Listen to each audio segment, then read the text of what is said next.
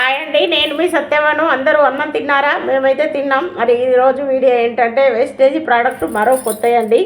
చూడండి, నాకైతే మోకాలు నొప్పులు వచ్చి జ్యూస్ సెంటర్ పోయి తగ్గిందని చెప్పిన కదా. మరి బాగా నడవడం వల్ల గ్యాప్ లేకుండా కొంచెం మోకాలు అయితే నొత్తుందండి.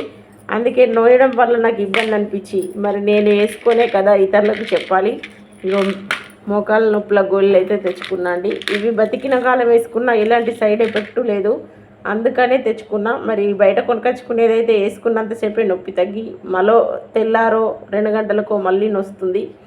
అందుకోసమని ఇవి ఎప్పటికి వేసుకున్నా ఏ ప్రాబ్లం ఉండదని ఇవి మేడంని అడిగి మరీ తెచ్చుకున్నా. పొద్దున తిన్నాక ఇళ్ళదొకటి అల్లదొకటి వేసుకుంటే నొప్పి అయితే తక్కువ ఉందండి. 2 రోజులు అవుతుంది వేసుకోబట్టి.